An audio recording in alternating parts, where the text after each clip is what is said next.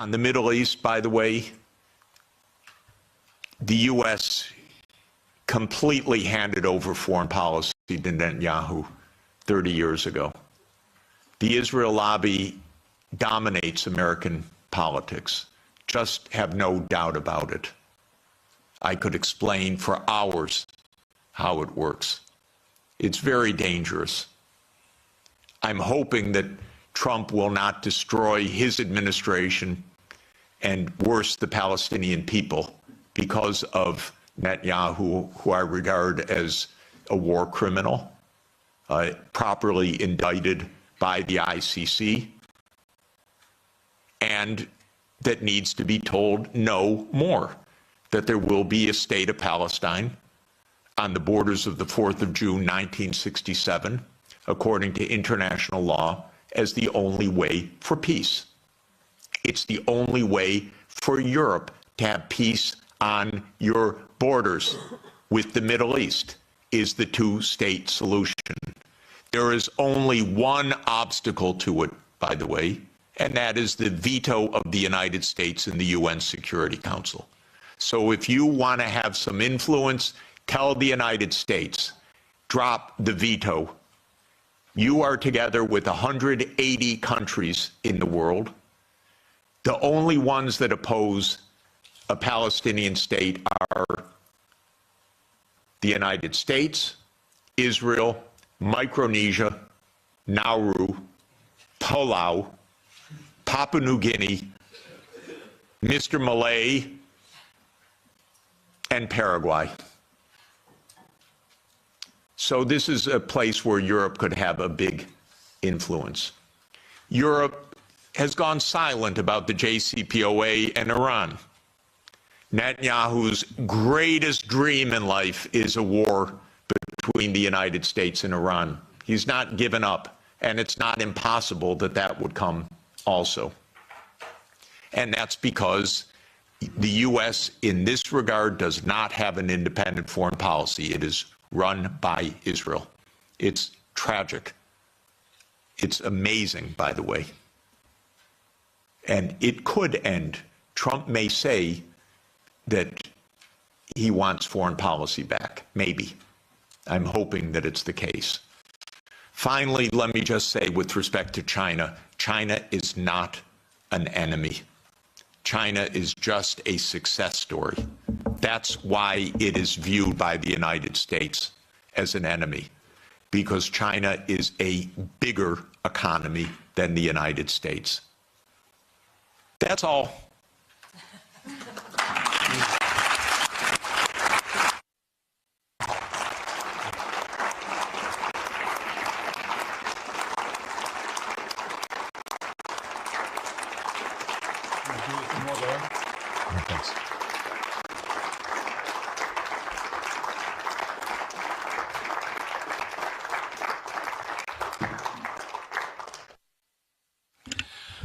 Very well. Now, questions. Please don't make any statements. Just make questions, because we are too many and we don't have all that much time. So where do I start? I start with on the left side. I have a preference to the left. Yes, you know, you come on. Yeah, go ahead. Thank you, Jeffrey Sachs from the Czech Republic. We are glad we have you here. We have a problem. We were cursed by a witch who told the EU, and the EU is mugged. So it won't be improved until 2029. But what we, the Central Europeans, should do in the meantime, especially if the Germans don't happen to vote for Sarah Wagenknecht enough, are we supposed to create some kind of neutrality for the Central Europe, or what would you suggest us to do? So, first of all my grandchildren are Czech, I want you to know. And Sonia is Czech-born and Czech citizen, so we're very proud. I'm the trailing spouse in this, but I'm a Czech wannabe.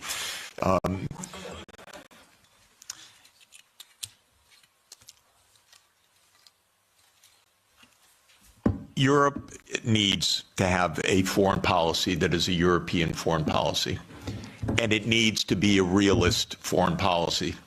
Realist is not hate. Realist is actually trying to understand both sides and to negotiate. There are two kinds of realists, defensive realists and offensive realists. My dear friend John Mearsheimer, who is the offensive realist, we're very close friends and I love him, but I believe more than he does, you talk to the other side and you find a way to make an understanding.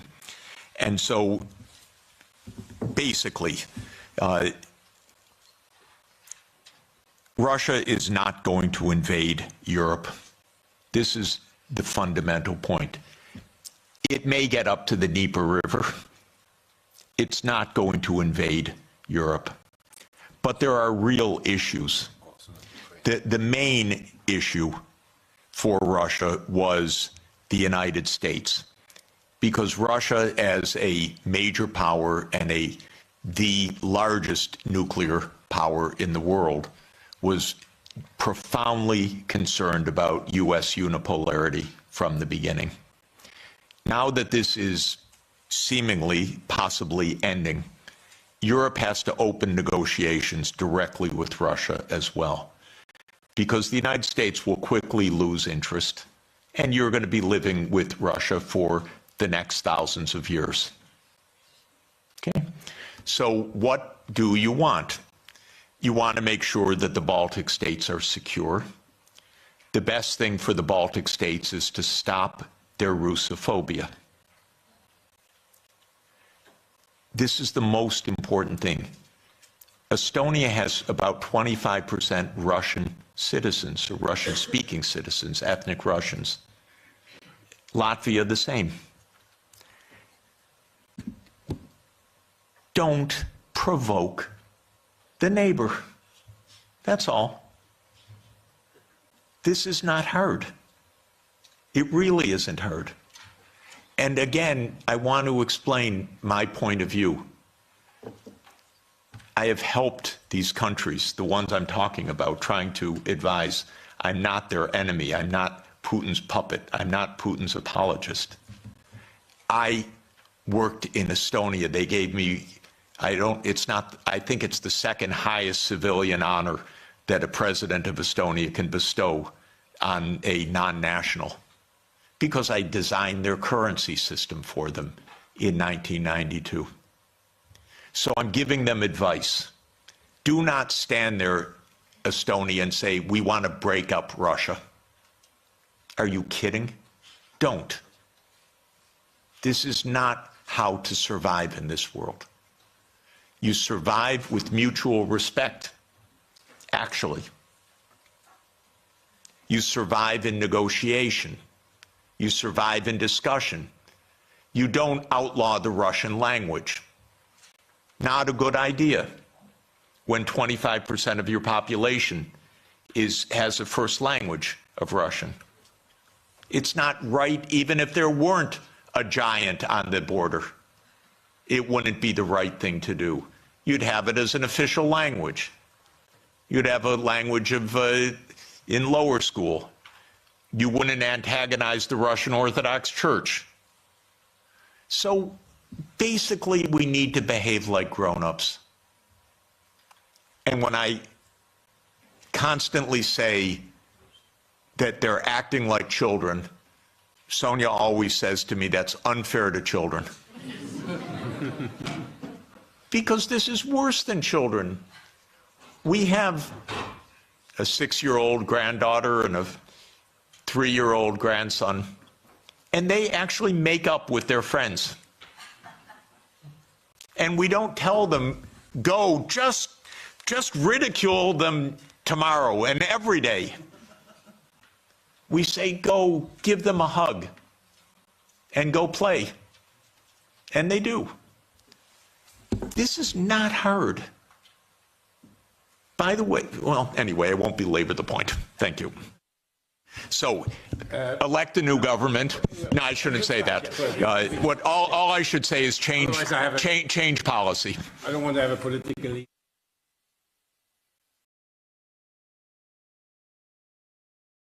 Hi, my name's Kira. I'm a reporter with the Brussels Times. Thank you for the fascinating talk, Jeffrey. I just wanted to ask you about Trump's statements about wanting NATO members to increase their spending by 5%.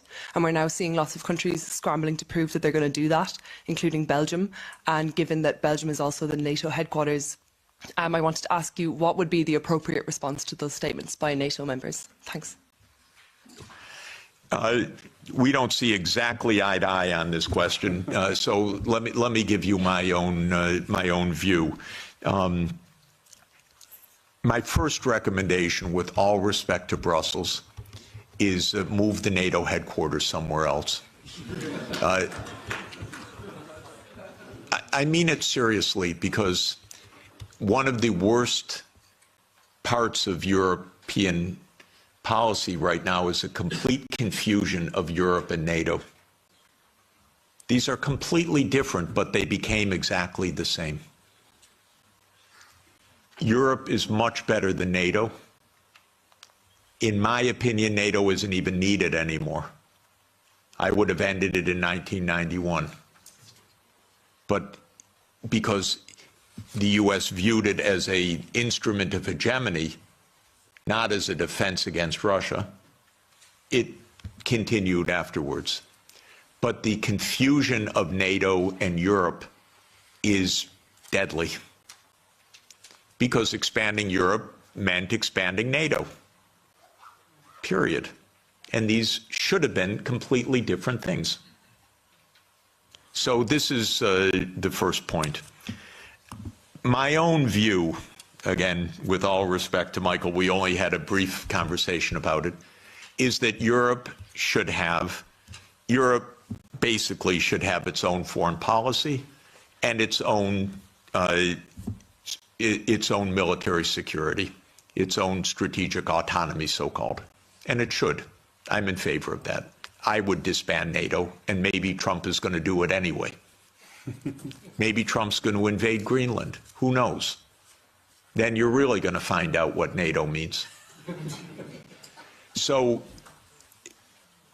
I do think that Europe should invest in its security. 5% is outlandish, ridiculous, absurd, completely absurd. No one needs to spend anything like that amount. 2 to 3% of GDP, probably under the current circumstances. What I would do, by the way, is buy European production. Because actually, strangely, weirdly, unfortunately in this world, and it's a truism, but it's unfortunate, so I'm not championing it, a lot of technological innovation spins off from the military sector because governments invest in the military sector. So Trump is an arms salesman. You understand that. He's selling American arms. He is selling American technology. Vance told you a few days ago, don't even think about having your own AI technology. So please understand that this increase of spending is for the United States, not for you. And in this sense, I'm completely against that approach. But I would not be against an approach of Europe spending 2 to 3% of GDP for a unified European security structure and invested in Europe and European technology, and not having the United States dictate the use of European technology. It's so interesting. It's the Netherlands that produces the only machines of advanced semiconductors, extreme ultraviolet lithography. It's ASML. But America determines every policy of ASML. The Netherlands doesn't even have a footnote. I wouldn't do that if I were you. Hand over all security to the United States. I wouldn't do it. I would have your own security framework, so you can have your own foreign policy framework as well. Europe stands for lots of things that the United States does not stand for. Europe stands for climate action, by the way, rightly so, because our president is completely bonkers on this. And Europe stands for decency, for social democracy as an ethos. I'm not talking about a party. I'm talking about an ethos of how equality of life occurs. Europe stands for multilateralism. Europe stands for the UN Charter. The US stands for none of those things. You know that our Secretary of State, Marco Rubio, canceled his trip to South Africa because on the agenda was equality and sustainability. And he said, I'm not getting into that. That is an honest reflection of deep Anglo-Saxon libertarianism. Egalitarianism is not a word of the American lexicon. Sustainable development, not at all. You probably know, by the way, that of the 193 UN member states, 191 have had SDG plans presented as voluntary national reviews. 191. 2 have not. Haiti and the United States of America. The Biden administration wasn't even allowed to say sustainable development goals. The Treasury had a policy not to say sustainable development goals. Okay, I mention all of this because you need your own foreign policy. I issue a report, 2 reports each year, one the World Happiness Report, and 18 of the top 20 countries, if I remember correctly, are European. This is the highest quality of life in the whole world. So you need your own policy to protect that quality of life. The United States ranks way down.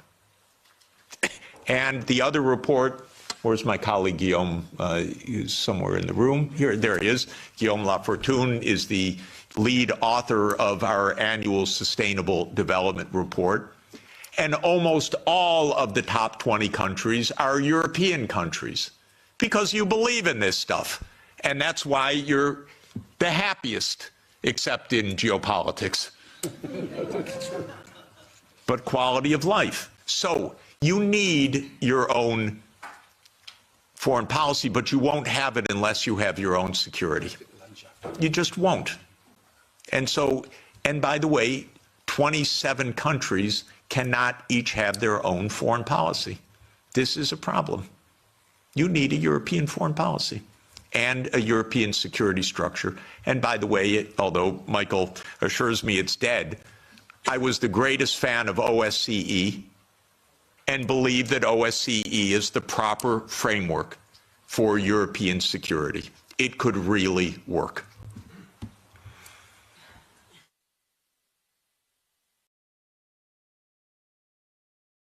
Very much. Yeah, okay. Thank you, Professor. I'm from Slovakia, and my Prime Minister, Robert Fico, was almost shot dead because the opinions you had the similar with him. Yes, we are, as a Slovakia, Slovak government, of the few countries in the European Union, we are talking to Russians. 2 months ago, I was talking with Mr. Medvedev. In 2 weeks, I will be talking in Duma with Mr. Slutsky, who is the chairman of the Russian Foreign Affairs Committee in Moscow. Maybe my question is, what would be your message to Russians in this moment? Because as I heard, they are on the victorious wave. They have no reason not to conquer the Donbass because that's their war aim. And what can Trump can offer to them to stop the war immediately? What would be the message for Russians from your side? Thank you very much. Lots of important things are now on offer and on the table, and I believe that the war will end quickly because of this, and this will be at least one blessing in a very, very difficult time.